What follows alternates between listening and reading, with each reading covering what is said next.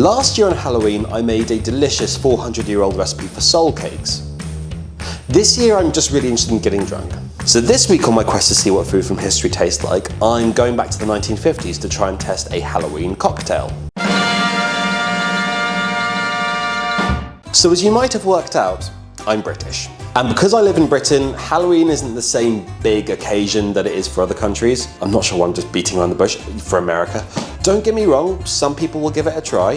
For example, the two teenagers who came to my door last year wearing no costume whatsoever, but still a slightly intimidating request for chocolate from a stranger. So this year I'm doing what most British people do to get through Halloween, which is turning the lights off and pretending that you're not in. And as it's Halloween, what better time to test out some Halloween-themed cocktails from the history books? I did find a 250-year-old recipe for pumpkin ale that sounded kind of tasty and slightly Harry Potter-ish. But it sounded time-consuming, I'd have to ferment it. But that doesn't help you. You're a busy person. You don't have months to let a pumpkin throw a microbial orgy. You need help getting drunk now. So to help you, I found a tasty sounding Halloween cocktail from the New York Times in 1951. Today, I'm making Witch's Brew. So to make our Witch's Brew cocktail, we need a cup of brown sugar, a teaspoon of whole cloves or allspice, 8 sticks of cinnamon, a half cup of lemon juice, 1 quart of orange juice, 1 quart of ginger ale, and 3 quarts of cider. All right. Set these aside. So the recipe starts off by telling you to boil together for 5 minutes 1 quart of cider. So this recipe really intrigues me from the outset. The ingredients list says you need 3 quarts of cider, but then the recipe only accounts for 1 quart. As far as I can see it, there are 2 likely explanations.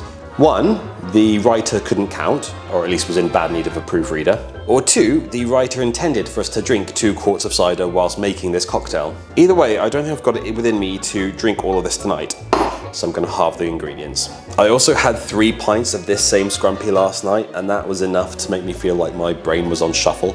To the cider, add sugar and spice, stirring till the sugar is dissolved. It then tells you to cool and strain the cocktail mix. So now I'm setting my cider aside to cool. Ooh, that's a tongue twister. Setting my cider aside, setting my cider aside, And I'm so pleased because cider is honestly one of my favorite drinks. And strong scrumpy like this is perfect for when you've got no plans other than to wake up naked in a tree. Don't ask. But when you drink cider, you're also engaging in a really rich historical tradition. The first recorded reference to cider goes back to Roman times, but the French really deserve a lot of the credit for how popular it is now. The word actually comes from the old French word cidre. I'm not going to commit with the pronunciation, which is descended from a lot of other words that go back to ancient Greek and Hebrew. But when the Normans invaded Britain in 1066, they brought with them a really strong culture of cider making. Don't get me wrong, making alcohol from apples wasn't a new concept for the locals, but they mainly made an apple wine and it wasn't nearly as popular. At first, the Normans would just import a lot of their cider from Normandy,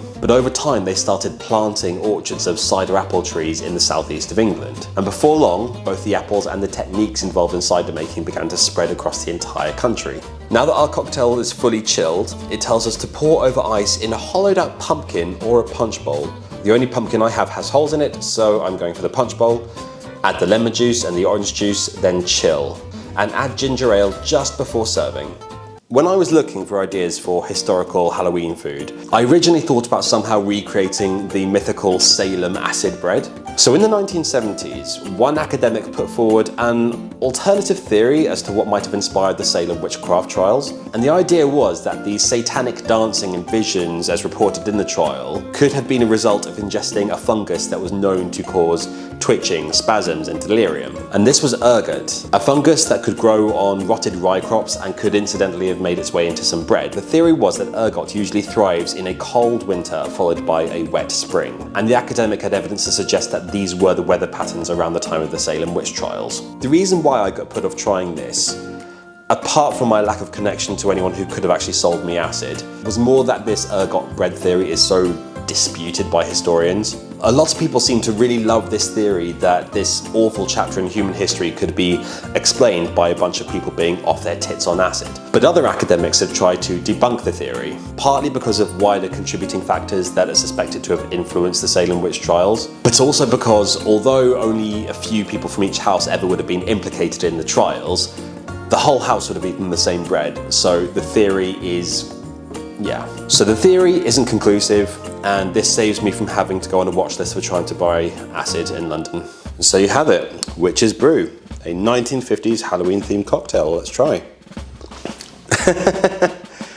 I mean, it's delicious. It essentially just tastes like mulled cider, but chilled. It's the nightmare before Christmas of drinks. It's a Halloween film that takes you into Christmas. It is what it is. And now, if you'll excuse me, I have trick-or-treaters to avoid.